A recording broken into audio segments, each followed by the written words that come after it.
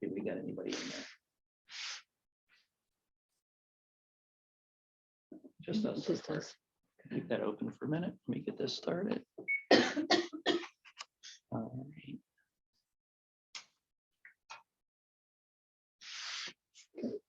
All right. You want to start here? Yeah, we'll start. Okay, we're opening the, I don't even know what date it is, say. April 4th. April 4th meeting of the Ed Programs Committee, and I'll turn it over to Chris. Okay, thank you, Karen. I just want to review the agenda with everybody. We'll go over some of the SEP updates from the school. I'll give you some information on that, give you a little information on the upcoming SEP and DSEP plans and school identifiers. Want to circle back to diagnosing and correcting the reading difficulties workshop, some of the things that we did. Got opt-out numbers for the ELA exam for grades 3 through 8 for you, and then also RTI. We did have actually 2 quick additions. We have 2 field trips that we need to take a look at, and I also have the after-school program numbers for you. I forgot to put that in the original, the updated school after-school programs for in-person and remote. All right, so the first, if we can go to the SEP updates from the school, we're required with our schools that are in need of improvement, and we're talking our elementary schools at this point. Bellamy, remember, is a TSI school, a targeted school. The other schools are CSI schools, comprehensive support improvement. This past year, with their SEP plans, they were asked to commit to 2 things in each plan that they were interested in tackling that was unique to their school. So what you'll see on here, and I don't know, would you like me to go over, I don't want to read it to everybody, but would you like me to just highlight a couple points or go through all the points, or? Oh, no, I wouldn't say go through all the points, because we Okay. all have that, so. Yeah. Yeah. Okay. So we're required to meet 3 times out of the year with state ed. There's a representative from state ed that meets with the principal and myself to go over what they've been able to do with their SEP plans, in their SEP plans, and also to take a look at some areas they might be struggling on to make something work in their SEP plans. SEP plans, you are allowed to change really under law at any time that you need to make it work for your school. We haven't changed anything at this point. We've kept on target with both the SEPs and the DSEP plans there. Ed, Hey, John. hi, John. He's got one over there. So would you like me to just go through a few of each, or do we have any questions on it or anything that you'd like to talk about? No, I think as we talked, the state right now is indicating they're really happy with the progress that the schools are making on their plan. So I think that's, a real positive note to emphasize. And, the principals don't seem to want to have to realign anything. Everything's, except for the transportation piece, which is out of, really out of their control. I think everything's going well. So Yeah. I think we're good there. And many of the schools, part of their SEP planning was some more student leadership with student councils, with after-school programs for students.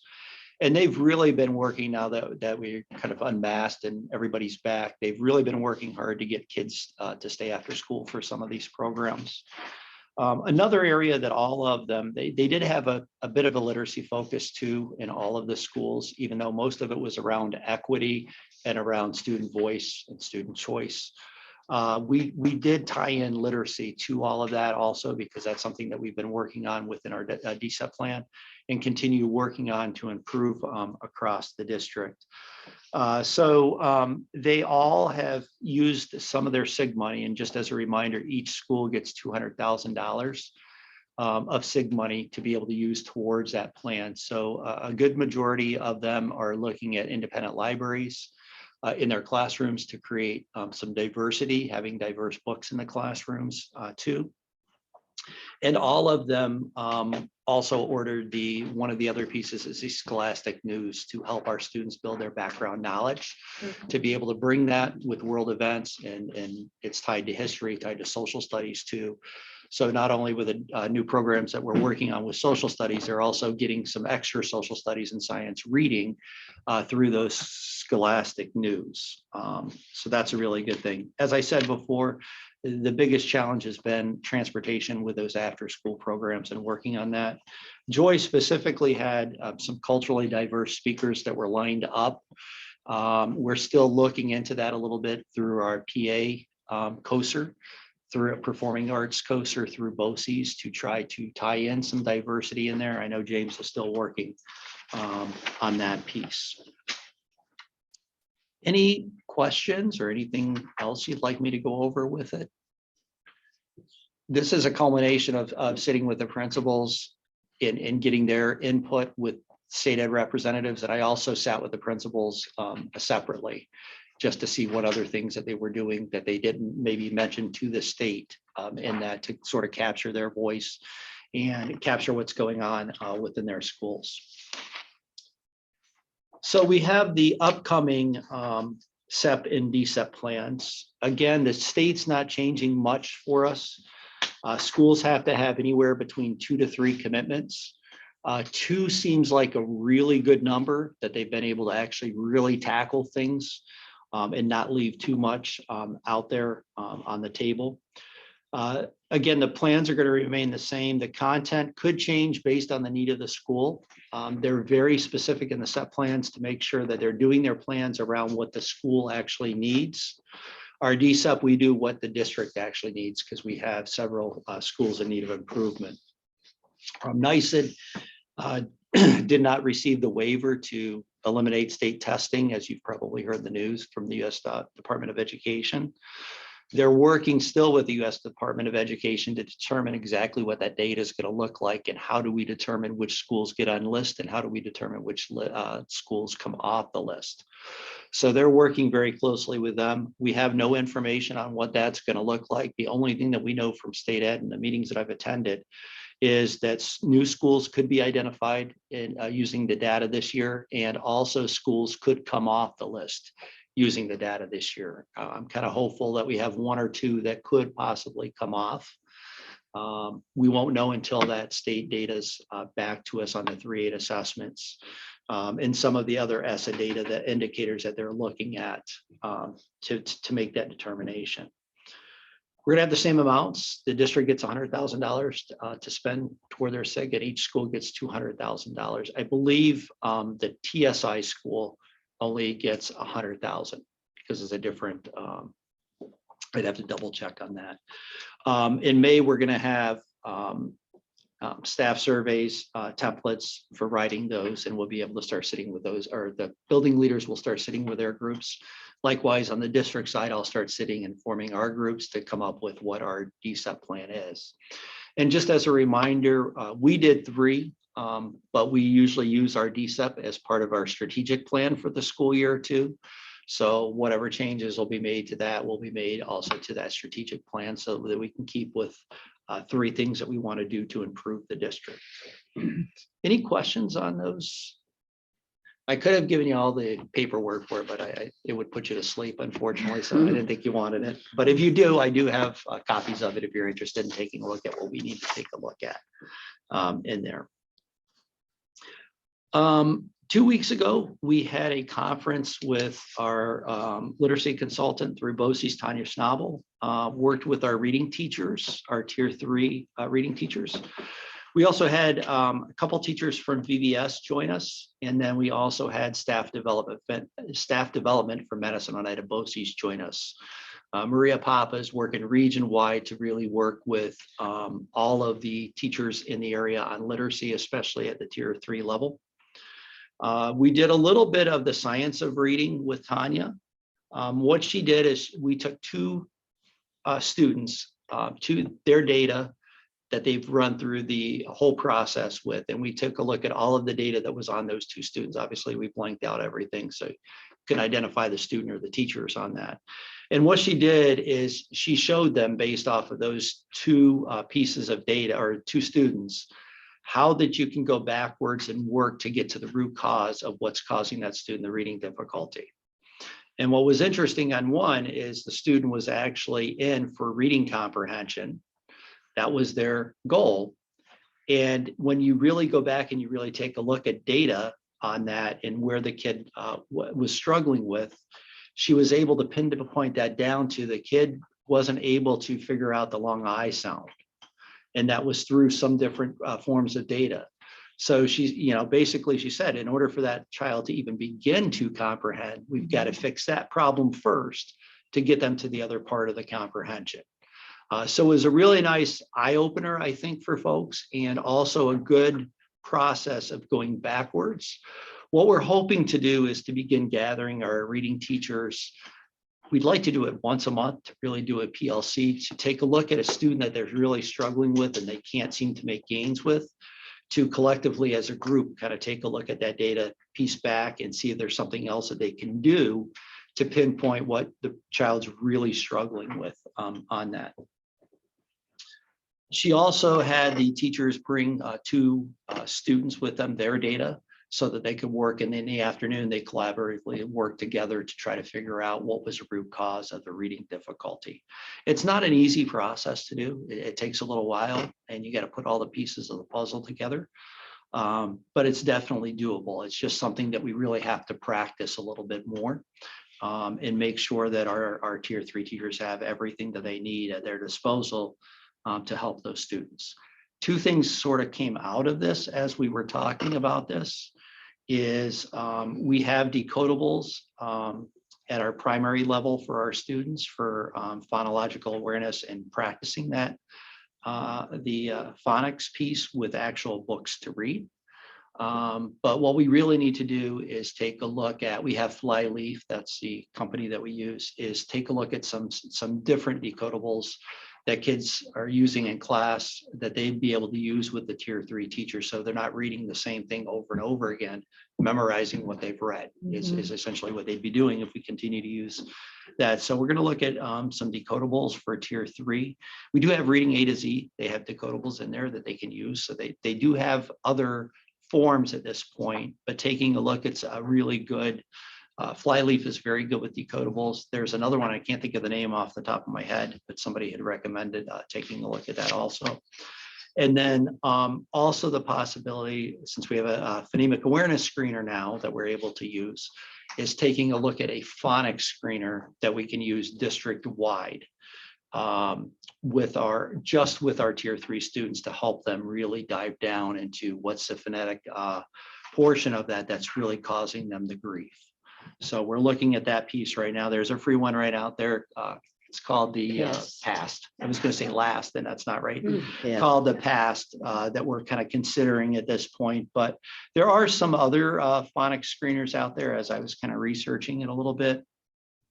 But a lot of people in this area tend to use that PAST as a way to decipher that. Yes, also, just so you know, high grading has decodable readers available for online. They're online too. Yeah. Actually, I downloaded them. We all have access to that in the drive. Perfect. Something else that we're contemplating also to help our tier 3 teachers in this. The issue is training coming out of college. They don't really get you all the way down where Tanya was getting them down into the weeds to really help them out. Is to possibly, I'm looking into what's called letters training. And that's basically, it's only professional development. It's a professional development program. It doesn't come with books or anything, or you don't have to change anything that you're doing. But what it does is it really helps to train teachers in the science of reading. And that's what's really necessary at the tier 3 level, is that science of reading. It doesn't take, the science of reading doesn't necessarily take a balanced literacy approach, which we have as our tier 1 instruction. But you need a combination of those things to really make it work for all children in the district. The other thing that we're looking into also is a possibility of working with the Reading League out of Syracuse. They're pretty big in Louisiana, New York. They're starting to go around the country now. And all of their training is based around the science of reading. Any questions on that, or? Chris, do you guys use Read 180 at all? Did you guys get rid of that? Yeah, okay. I was gonna say there's a phonics inventory in that, but I didn't know if you guys still had that. No, that was when we looked into, right? We System 44 and Read 180. Yeah. Yeah. If they changed the whole system, they upgraded it, and what we have is an old version, and then to update it to the Gotcha. new Oh, one. yeah, was it's a not big- cheap. Yeah. Yeah. So right at the start of Yeah, it's not COVID, cheap. right, like that when we initially shut down, they had reached out to us and we looked into that, and it was, nobody was using it. Maybe 1 or 2 supported learning classrooms was using it in the district. But Yeah, unless when you're we getting kinda delved buy-in, in a it's- little bit deeper. I mean, there it's were- worth it, but unless you're getting buy-in from everyone, then Yeah, it's not. no, and it was costly. Oh, yeah, it is. We use that and it just popped because I do it. That's what I teach. So I just popped and I'm like, what about phonics inventory? Because that's how I figure out with my kids that are like in 12th grade that are have like first grade reading levels, like where they're. you know, Do you, is it an online system or it's just? Yes, a it's paper all version? Oh, so online. We have a couple of the paper versions out here, but invest in them. Yeah, online. We have the paper versions, but during COVID, we weren't allowed to use the books. And I actually liked the program better because the kids, I like an actual book in front of me, but the kids are just, they'll do the program if it's Yeah. on the computer, on the Chromebook. but- That's why we originally kind of was in it, because it was COVID. Yeah. And then after they told us what the bill would be for the district. Yeah, and you guys are outrageous. probably gonna be a lot more than It was us, outrageous. so. We're like, that's not a lot of bang for our buck, so thanks. Yeah, Isn't I there a get it. phonics screener in Renaissance? Yeah, I think there is.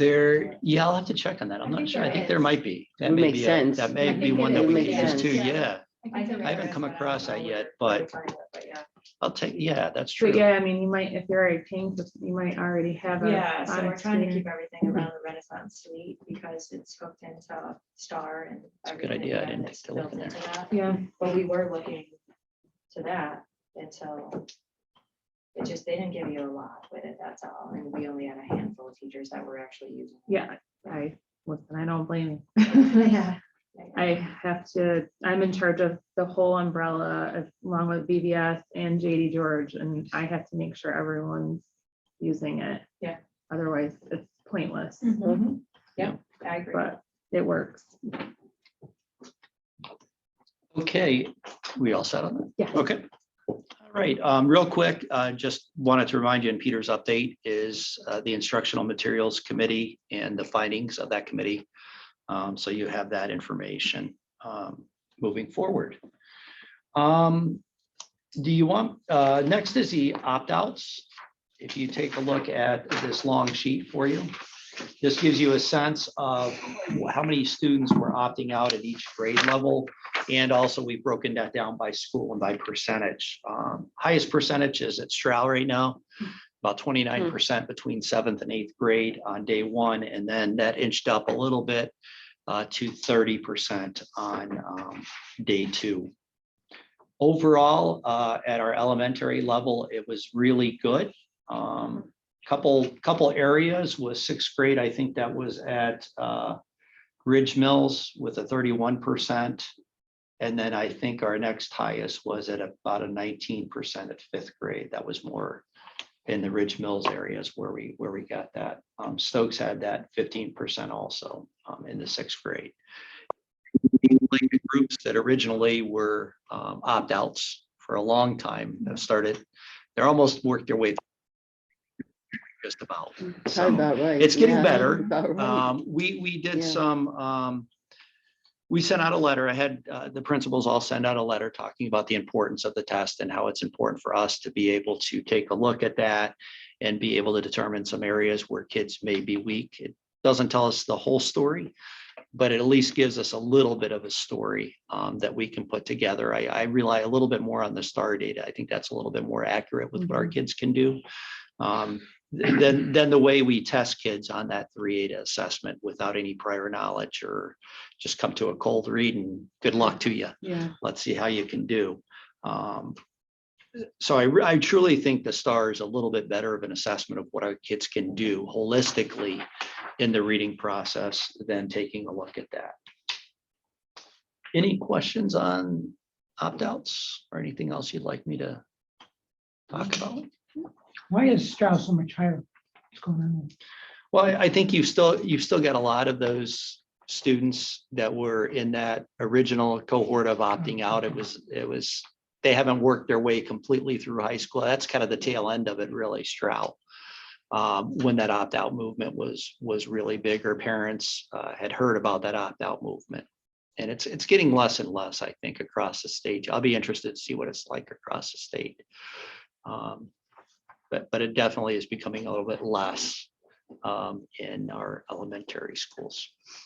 I'm not sure if it'll ever be a thing of the past. No, I don't I mean, think, I think I you're don't gonna think have your a- special ed kids, I think, Yeah. you were talking about that, I didn't, just was curious, especially at the straw level, how many of those kids with this, the self-contained or the resource kids, why put your kids through that if you don't have to?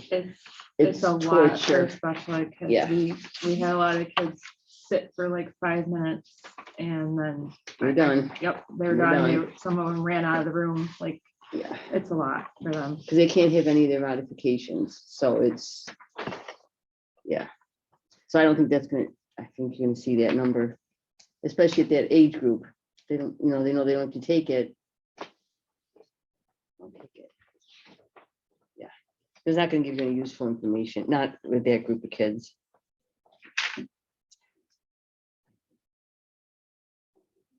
Okay, any other questions? Thoughts? Okay, let's go to, I think our next one is RTI. One out there. They're good. I'm good, okay. Man, we're going right through this. So I tried to give you some good information on here so you could make some true comparisons. So we have a reality of where we're at. One thing with the RTI data, I was thinking about this after I met with Karen, that we have to keep it, it's RTI is fluid. So when I pulled this data, that's on that particular day. Data, we could have 3 or 4 RTI meetings lined up, over the next 2 days, and that data might look much different if I pulled it again in another week for us. So it's something to keep in mind as you look at the data. It's pulled on that one point in time, and I think it was 3:30, if I'm not mistaken, March 30th. That's when I pulled the data. Yeah, March 30th is when I got the data pulled for that. And then the fall data, it was on 1/4 of 22. And that's also when you look at the population of students that we have, those are the numbers on that given day of how many students we had in the buildings and at each grade level. So the first one, just as I do the STAR data, I start off with the district for you. And then the grade levels within the district. And then what I'll do next is I'll go to each individual school and break that down. So if I can just kind of show you on the district data, you'll see right here in parentheses, the numbers at the grade levels of how many students were attending on that day. And then you'll see the number, if you go across, the number of students in ELA tier 2, tier 3, then math tier 2, and then math tier 3 at each grade level.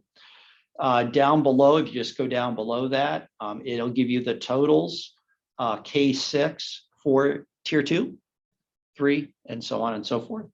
And then the green numbers is going to indicate to you the increase or the decrease in the number of students that are in tier 2 or tier 3. So as you can see, we had a 99 increase in ELA tier 2. And then down below, it's just a percentage of the total number of students, K6, that at that given moment in time was percentage-wise was receiving that tiered service. Does that make sense?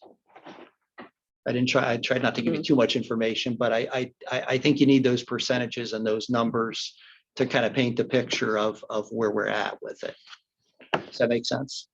Mhm. Okay. Really struggling in literacy, not so much math. But,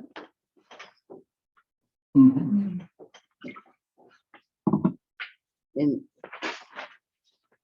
Which is interesting because our STAR data says the opposite. Exactly. Yeah. And they're jumping over tier 2 and going right to tier 3. That's what it looks Right. like. Yep. And we do have a few cases of that. I'm working with those building principals right now on that. If you take a look at Ridge Mills, and Stokes was our other one, correct, Karen? You'll see there's not as many kids in the tier 2 data, and you have more in the tier 3 data I know I've had a conversation with Mike. He's really looking into this. There has been movement over at Ridge. If you look at the 5-6, I told him I'd like him to concentrate there first to really make sure that that's accurate and that's an accurate reflection of that. So there has been movement at 5-6 at Ridge Mills, and that's in the data right there. There's a couple ways without me going through every single one to look at that.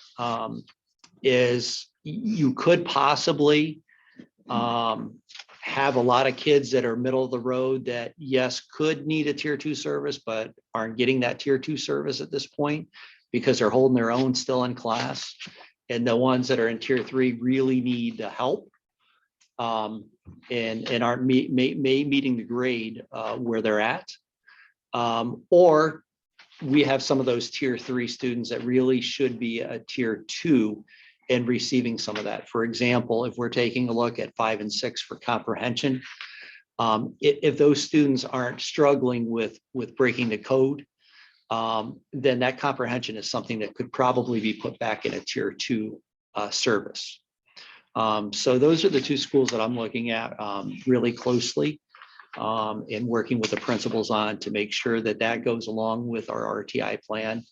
I can tell you that the school psychologist that's there is pretty right to the point and very direct in the RTI meetings that I've sat in with her. And she does a very good job of really pinpointing where that student needs to be. But it's certainly something that I'm going to start taking a look at a little bit more closely with those and those numbers, just to make sure that we're not over servicing kids there, and that the kids that are receiving the service at Ridge Mills are the same kids that would be receiving that same service if they were at Gansevoort or if they were at Bellamy. So that's part of that. That's a tricky part of it, is making sure everybody's totally in line, and that you're a kid that's in tier 3 at Ridge Mills is the same kid that would be in a tier 3 over at Bellamy, and likewise the opposite way too. What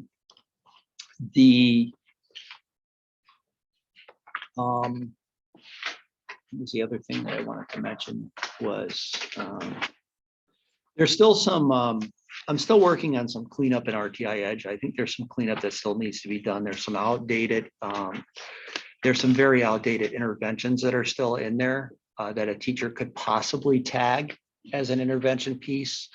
And I know Karen and I talked about this too this morning, is revisiting the RTI plan and making sure that all of the newer interventions are in the RTI plan, and then also separating the 712 AIS plan from that RTI plan. So that's something that going into the spring and hopefully into the summer, finishing that up and bringing that up to date for where we need to be. We do have all of the universal screeners are in there. All of that's still up to date, but some of our interventions are a little old that are still in there. They can still be used, but they're a little bit old, and we need to focus on some of the newer interventions that we've provided for teachers and make sure that they're all updated with that.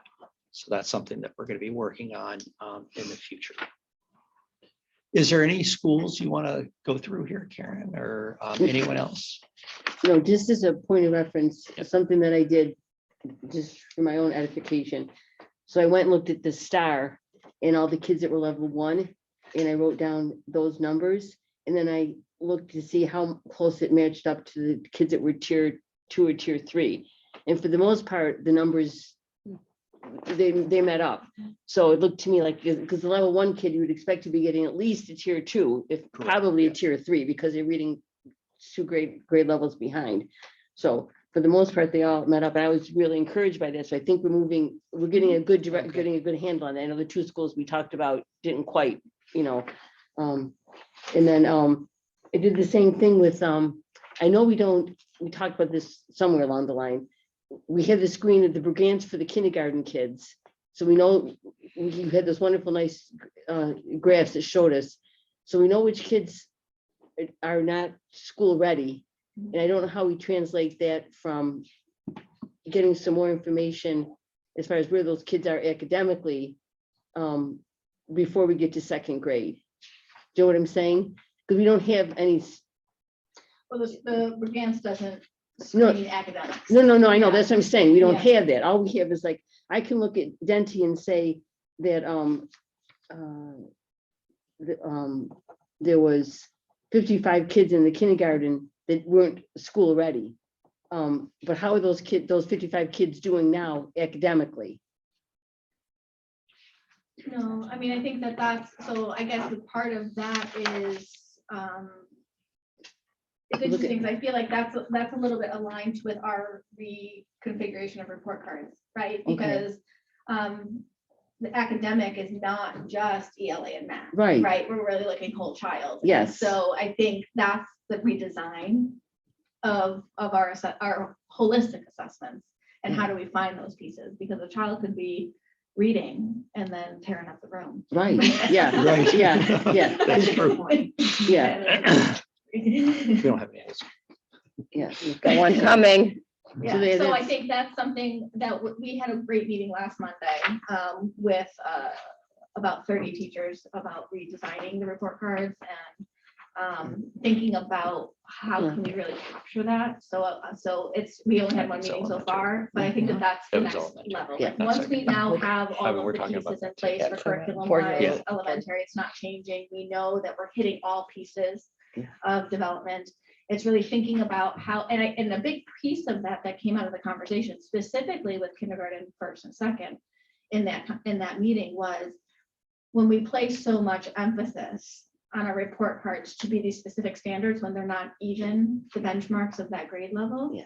You're skewing teachers' priorities, because you have to fill out a report card, which is not a valid representation of what is happening in that grade or what the expectation is for that child in the grade. So with the new Yeah. next generation standards, how it's written, what the emphasis is on, redesigning the report cards, restructuring how we restructured the curriculum, I think it's going to allow teachers to have less pressure on getting everything mastered, but really focusing on what are those essential skills that a Kids need. child needs to be successful, completing kindergarten, moving into first, moving into second. And we're at the tip of those changes. Yeah. But I think that that's a great piece, is we really have to look at that whole child. Yeah. And all those pieces together. I was telling Chris, I said, if we don't get the kids, it's the old mantra, you got to catch them early. Yes. And, if, I think the good thing is though, is that now that we're looking at our data, it's getting closer and closer. Yeah. We talk about having clean data, so it's a little bit more true. yeah, Which is, you're right, it's encouraging, because we know that it's getting closer and closer, and all the parts that we're doing to fix it and make sure that we're looking and talking about the same things is encouraging, because like I said before, when you first looked at our data, I'm like, this is not really what's happening. So we had to make sure that we were getting the right tools and having the right curriculum and things that are actually aligning to be able to test them. So I like where it's heading, because I didn't like the data before. It was a hot mess. yeah. Yeah, so I'm glad that you actually did that little checker. Mhm. Yeah. It was, I just wanted, yeah. Okay, I was trying to talk too long, yeah. no, that's okay. We got time still. We're only 5:08. We're in Okay. good shape. Yeah, I like it. Anybody else or any thoughts or? Are you saying that, what about the timing of these evaluations? Are they done at the same time? I mean, in the school year, these determinations? For the screener, yes, they have to be done within the first 45 days of school. So obviously, if we've had some children that just enter now, we still do screening, but that's within their first 45 days. But for kindergarten and for pre-K, all those screenings are done at the end of either the first week of September was last year, and then this past year was the last 2 weeks of August.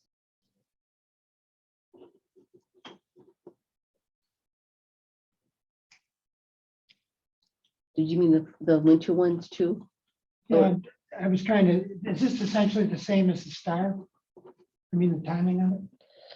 When the evaluations are done, the windows and, Are Talking you, about the AIS? are you talking about STAR? I thought, I'm trying to understand this. STAR is 3 times a year. Yeah, So you get that. Our F&P benchmark it's actually open now until the end of the school year to give teachers enough time to be able to sit down with each kid and go through that information with them. And then Heggerty It's the is same windows. the as- same as windows as Star. Star, A little bit after. So it is Right, like yeah, fall, 'cause we winter, wanted- Fall, winter, spring. spring. fall, winter, spring. Jamie, looking at this data, you mean like what the RTI Well, what, numbers, like? take what a puts given in there? student, what puts them What's in in tier 2 or tier 3? That's what I was asking, yeah. And when, I was just trying to get. Yeah, Well- so the first piece of data you're going to look at is that Star data, and then are they above the 40th percentile or how far below the 40th percentile? So that would be the first piece of data that a teacher might look at. Another piece of data that they might bring to the table would be where they're at on the F&P level. So, you just take a kindergarten kid, let's say they're not on a D, or a first grader, not even on a D level. That might be another source of data to say, hey, they're behind on Star, they're behind on F&P. There's other resources that they can use at their disposal within the classroom to gather more data. And they could also bring some ancillary data, some things that they're seeing in the classroom based on working with that student in guided reading or any other time in the classroom where they might be working on an activity. But they need to bring 3 pieces of data with them in order to be considered even for a tiered intervention at all. And that can happen at any time, or is it? Yep, could happen at any time. They do have regular ongoing meetings in each building that they do. That's why you saw those numbers change so much. And again, that's why you could see those numbers change next week, because I've got a list of how many are on the docket right in RTI Edge to see how many are getting ready to go. Some of those are a couple weeks out, but they've been scheduled in RTI Edge. So So is it the school team that makes the final decision of putting them on, whether they're tier 2 or tier? And that's pretty well outlined in the RTI plan. Yeah. The procedure to go through. And I think what's interesting is I know specifically for the kindergarten, because they don't have that entry data. So Yeah. that's why you see all zeros for the fall data for kindergarten. Right. And so then now for the winter data, when they were giving Star, I had teachers reaching out to me to say, you know what, the Star is not reflective of what I'm seeing in the classroom. Either they're scoring much higher than what I see in my own assessments, or they're scoring much lower. And so then there's more of a discussion to say, well, if they're scoring really high, what are you having them do in the classroom? They just might not want to perform for you. Right. And so are you taking it authentically?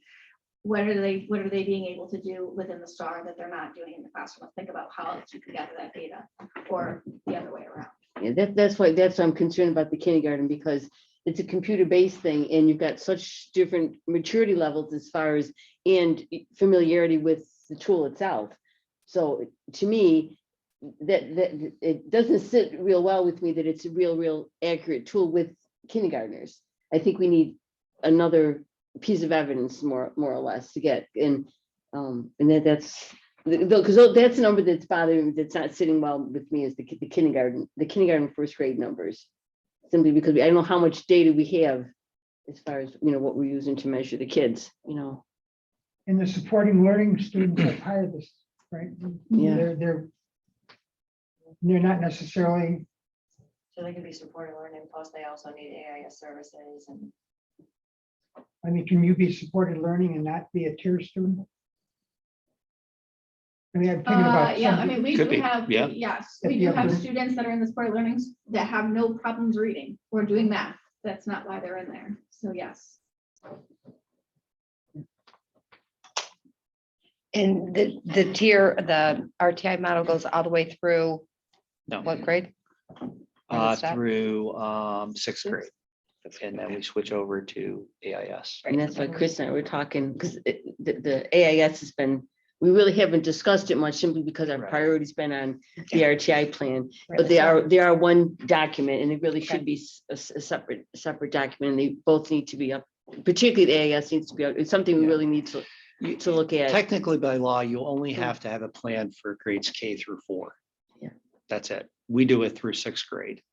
And you're allowed to, if you want to, you can continue RTI for as long as you want to, but technically speaking, you only have to have it through 4th grade. we go a little bit above and beyond, and that's not a bad thing. Most schools don't. Most schools will just look at K4, and then it would be AIS for the rest of the time the kids are in Fifth and school. sixth. Yep. But you have state testing all the way through 8th grade, Yeah, really. that's So true. why? The goal is to help the kids learn how to read better and with math. So why wouldn't we do that? It just doesn't make sense to me. I don't think not to. So. All right, next item, we have a request from the RFA Spanish Club and French Club to do an overnight. The French Club is an overnight in Newport, Rhode Island. And I've got the itineraries here. It's for both, the purpose of both field trips is number one for Spanish immersion in Miami. They're going to be visiting some Spanish restaurant or want to visit some Spanish restaurants and some Spanish sites down in Miami. And then Newport, Rhode Island is for a French restaurant. There's also a castle there from what I understand. I've never been there, but I was quite intrigued by the things that they'd be able to do. And so they're seeking, nobody wants to go overseas at this point. I did tell them, I said, I don't know what the comfort level of folks are right now on the board to doing this, but with coming out of COVID, but I said I would present that and in hopes that they might have that opportunity. I think we're just about ready to start traveling again. Yeah.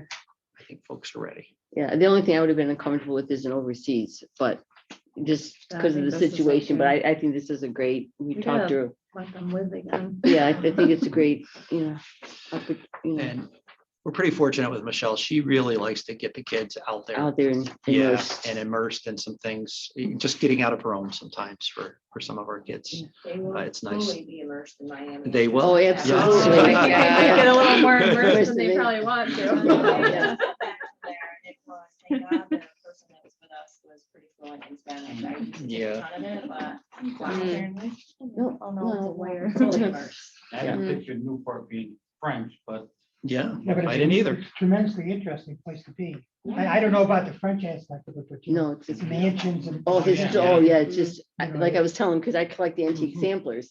And there's some very, very, very famous ones that came out of that area. So I would just love to go to the historical societies and just like Google. So yeah, it's very, They're yeah. going on a Chateau Summer tour, so that must be- That's Yeah. the It all case. sounded The French to ca- me. So. Yeah. Yeah. The chateau, huh? So, yeah, I've never been, but I would have, I wouldn't go to Miami, but no, it's too far, but I would go to the Rhode Island one for sure. So, yeah, I Well, don't think they there's might any. have room for another chaperone. There you go. Miami, We can sign you up, Karen. Oh, We used to go to Toronto and Montreal for French and Spanish. Yeah, Well, they do, yeah, Quebec City, yeah, Yeah, yeah, before COVID. Right. Even like a lot of the people that were working there, they're just, if the place isn't Spanish or Cuban or, I mean, it's just so many cultures. Most of the waiters are, so when you're trying to get your food, I'm like, so you got chicken parm. You know what it's menu? I was like, Italian. I know. I was Yeah. looking at the menu and I was like, I'm not even sure. Okay. but yeah, just it have a was margarita. fantastic. I'd be There you go. happy. That's right. you know what that Yeah. is? Oops. Bring my dinner table. I know what I want. Yeah, so. That both sounds- places amazing. I think it's good. I think we're going to see a resolution on Thursday to approve. Oh, yes. yeah. Thank you, Karen. Everybody have this sheet. of- Yeah, I can't really. Oh, Yeah. you really feel It's out a there. color I- I'm not sure. Might have to Oh, yeah, call. yeah. Like that call. Oh, want me to read it for you? I see some check marks. uh-oh. I think it was probably double sided. It might have been, yeah. Yeah. So We'll have maybe, to do that. I'm sure it will come. Or out. it was maybe a colored piece of paper. Yeah. I think it was front back. I think it was. The probably on the back itinerary is of this. missing day 3 and 4 of the Spanish. I think it was just front back and it just looks like it did all one side. No, Yeah. this is like the, isn't this form orange? I think this. It's form- probably. That's what I orange. mean, Probably, it's yeah. Probably Yeah. a color. That's orange. Yeah. It's fantastic. Yeah. And last is the after-school program at RFA, just an update on numbers for I you. didn't see that. I'll try to remember to include that every time. I do it every week. I put them Okay. in there. Stacy sends them. So if I forget it one week or one meeting, just Okay. yell at me, remind me, and I'll get it for you. The numbers seem to be going up a little I bit. was just gonna say Um, that. Yeah, within person for sure. Again, as well. Could that you, we- Chris Pile, because I don't This- have those numbers. Oh, yeah. Oh, I I'm just- sorry. That's sorry. I have everything I else. forgot, is this just the students that are RFA, or is it your RFA students that are also at BOCES? This is just for RFA It's students, just, right? for well, it's RFA and it's also some scholarships that are suspended. So Okay. they go through this program. like through school program. Gotcha. Oh, But it's also like our medical students that are out or, missed a substantial amount of school. There's a bunch of different reasons why they're in here. But again, this well is right around the end of the marking period. So we ended on the 18th, and then you can see, obviously, they got the report cards. And they're like, let me hurry up. Let me hurry up. Well, that's good. They're Parents going. Clearly made 111. But yeah, you see the swells around the end of the marking period. Yeah. That makes sense. Is everywhere. Yeah, it's, Oh, yeah. No sense of urgency until then, mom and dad get us, right? yeah. So, yeah. Unless they're getting to the mailbox before Before mom. and mom dad. and dad the do, library? wow. I think that, well, there's a couple, because I do think that you have some teachers that are in places, because they're, Okay, so it's not, yeah, I don't think it all happens in the library. I think there's a couple other rooms too that they utilize because the kids can go there after school, so they're not like tutoring them with all the rest of them. I think the main part is in the library. Yeah. I believe. Yeah. They might break off a little bit to a couple rooms, but Mm. and they right in the library. Yeah. Stacy has been very good about keeping me updated every Monday morning. She, Yeah, well, without fail, that's kind of like Without fail. Stacy though. Yeah. So without fail, she has them Yeah. every Monday morning for me. that'd be, Never have to remind her or anything. no, It's awesome. that's her personality. Yep, she's got that. So any questions or any follow-up with anything? Oh, one last thing. We had talked about it the late with Maureen here, looking into the number of sections with teachers that were doing, the fifth period class was their, what's it called? Credit recovery, or whatever, what would they be if they had the fifth period class was Apex or Edmentum? We were gonna see how many teachers had that, Had a Like, fifth had period? a fifth, the fifth period class and if The fifth class. the fifth class, The fifth class yeah. being a I, recovery. Okay, yeah.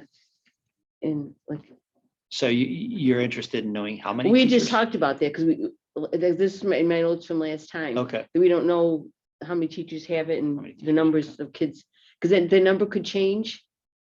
Yeah, so like, how often would it change? Like every week, could it change? No, No. only, no, so it's in the beginning of the year that they're scheduled for it, and then the only time you'll really see it change is semester change. Okay, that's what I thought, but I Some just, do come out here and there depending upon. but it would the be reason. more of an anomaly than a regular Right, occurrence. It's usually on the semesters. Yeah, okay. Just, because I think we talked about that, just to see how big of a thing it is as far as who's teaching. And I know we'd asked for I talked about asking for how many teachers have the sixth period class, Sixth class. the sixth class. Sixth yeah. class that they're actually being paid for, or sixth class some actually volunteer for. There's difference. We don't want to know about the one that they're volunteering for. Darche is here. Mhm. Absolutely. so how many people are teaching a sixth class? Is that They're getting paid Which for one? it. They're getting paid Yeah, because that's impacting the budget. Right. Yeah. right?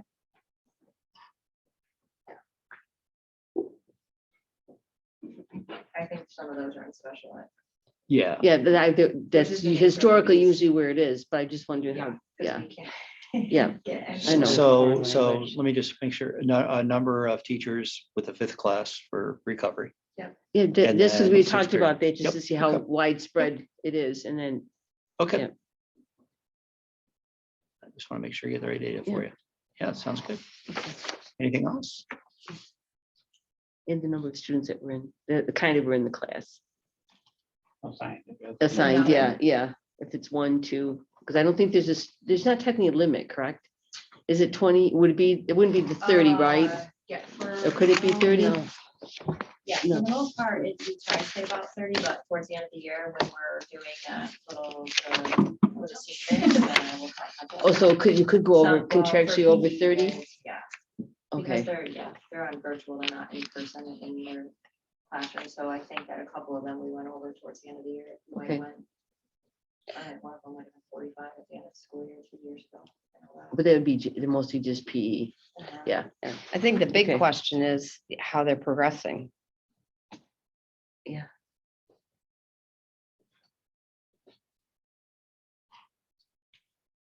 And if they're not,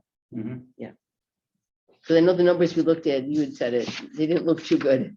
Yeah, But no, numbers weren't good. yeah, I just think, we're all here for the same reason, to help the kids. But if they're not progressing, then, what else should we do? Maybe maybe we should do something different with them. If they're not, Right. and if they are, great. A lot of them, it's hard to say, like you said, a lot of them, it's because they have BOCES or they can't fit it in their schedule, or they're already bogged down with classes, so we add on the recovery, and some of them stick and some of them don't. So that's why a lot of the numbers look the way that they do, because sometimes the kids will work in one class, not the other, or they have a full schedule and they won't do anything in it, that's some. Yeah. So they don't work at all. But there are, obviously, there's some of the kids that it worked because they recovered over Right. 100. yeah, it was, yeah, Yeah, and- So it's what works for the kid. yeah, yeah. yeah. And the only thing And the is, rosters were full, right, the start of the start, and then pulled out into other classrooms it wasn't working with, which Right, is so why if the you- other classes right. are bigger and these are smaller. So if you look at our kids that need recovery, it's a lot of our 9th and 10th grade classes, and we move those kids into 11th and 12th, but it's a lot of the 9th and 10th grade classes. And if you're looking at the master schedule, you can only do so many 9th and 10th grade classes that overlap on top of the other ones. So I think it's a lot of it's part of the scheduling and what can actually fit in there. So. yeah, Especially when they're going to BOCES. Yeah, that always Super. messes things up. Right, and some of those kids didn't go to summer school. In summer school, you could, it's also, like mentioned, we could also do it, come in person. They had the opportunity to come in person, and they didn't. yeah. Yeah. But just from the guidance counselor perspective, though, you're banking on that. If you see that on their transcript or on their schedule, that they have this, you're thinking, okay, they're going to get the credit through this and that. And if that's not reality, it can really, affect your graduation rate. Mhm. Yeah, makes sense. A lot of those kids have a lot more than the number of classes you can schedule and the number of periods that Yeah. are available for serious recovery. So it's how much work they actually want to do between the classes that they have and the classes that you're trying to make up. Mhm. Their deficits are big. Yeah. With those courses. Keep rolling that ball up the hill. Yeah, and it- Knowing it's I gonna think come look at down at the end of the attendance, day, yeah. keep rolling it up. It's not unheard of to see some of these juniors with 2 credits and 3 credits, some of these seniors too. So, and their schedules are packed with everything. And then you got the transfers Yeah. from and- other districts who come with no Those credit. kids that didn't Yeah, get through. yeah. we have a And that's- tremendous- Yeah, and that's where I think you just have to look at every kid and know what's working for them and what's not, Mhm. Yeah. which is going to be different. The bigger blanket, like you said, you were there, you've been there, with the 300 contracted out, and that was going back into their, Right, so classes now of to teachers. combat that for next year, the master schedule is gonna be set up differently so that the half-year courses will, most of them, a lot of them will be offered second semester. So if you do have kids that have recovery, they don't go to a study hall and sit in a study hall. Now they're still accruing credit in someplace else. So Good there's, idea. the master schedule is gonna be set up a little bit differently than it is right now, because that wasn't planned for, because we added the non-Asians courses. yeah, we just want to get these kids through however Get we these can. kids through, yeah. Yeah, it's Yeah. so. it's And the just- toughest ones, for whatever reason, the toughest ones that you're working with to get through, they can't, they don't, I won't say all of them, but many of them don't seem to be able to do it. Yes. Yep. the attention to task and following through, and the parents, it just, it's Too many difficult. factors going against. A lot of factors, but Yep. it's even harder, like you said, when we get transfers that come in and they're already credit deficient. And It's then they're, very difficult. for the right, and they're guidance telling the counselors to kids, work. you're a junior when really you should be in ninth grade. Yeah. It's hard. And they already come to us that way. So Right. you have 1 year to turn around 12 credits. Right. I mean, we're good. We're not that good. Yeah, we aren't either. Yeah. I can tell you. No, Would you so- explain the contracting out? So the contracting out, that's not anything, other districts do it as well. So basically, it's after the kids have already taken, used to be just Regents courses. So after they've already taken that course and have failed the Regents, they take it for a half year and then take the Regents. That's how it's set up. But because the Regents haven't been offered, which just basically, if you get a 65, you get your course credit and you also get the exemption because you passed the course. That's how it's been. 65 in the class. 65 overall for the 3 quarters. Three target And like we had said before, looking at those transcripts, some of those kids have taken these courses 2 times in a row. They're in the 3rd time. Mhm. So the Regents looks at it like you have more than well over your seat time. So to have them take the course a whole year again is not, that's why you contract out. And so you're contracting for the grade, and now the Regents is back in play. So in order to satisfy that graduation requirement, the students are gonna have to pass the Regents if it's one of the 5 that you need. Now, can they do it online or do they have to be in the class for that last? For the. The Regents is in Those classroom. ones, if you're in Edmonton, then it's an online course, if that's how you're recovering. But if you're in person, then you're tied to your teacher for that half year. There's some kids that have stayed, they're gonna stay in for that because they have a really good relationship with that teacher. And it clicks for them and they want to stay in the course, even though they pretty much satisfied that half year. And then there's some kids that we kept in because they didn't make it, so they need to stay back in, and they're the ones that are gonna be taking the Regents in June. But if they're in Edmonton, they're considered to be a contracting out. Oh, No, And Momentum is No. just recovery, but we did let the kids out half year because it's the same concept. If they completed at that point in the school year, if they had the 65, they got out. yeah. We didn't have a lot of them. though. I knew it had to do with the seat time, but I Yeah, couldn't, yeah, you we know, don't- looking at the numbers, I Yeah. wasn't quite sure. Yeah, it's seat time. yeah, in Momentum, we, maybe this will be different too next year, but it's either a P or an F, a pass or a fail. There's not a grade for marking periods. So basically, they've already done the course, so all they're looking for is course credit, Mhm. the course credit piece of it. So then they probably wouldn't need a grade. And what's the current, ask one more question, what's the current PE credit situation? I know that changed, right? Because that used to be a big stumbling block to graduation. Now, So it's a quarter credit per semester. That's the way it is in the reg. We used to have it 6 marking periods and now it's been separated. So it's a half year. So PE semester. Which it wasn't in the past. So what was happening is that the kids could do okay first semester. And then start falling off a little bit. And when they fall off, they fail the year. So they get no PE credits at all. So they're a half year back. Actually a full year because they get a 0.5 per year.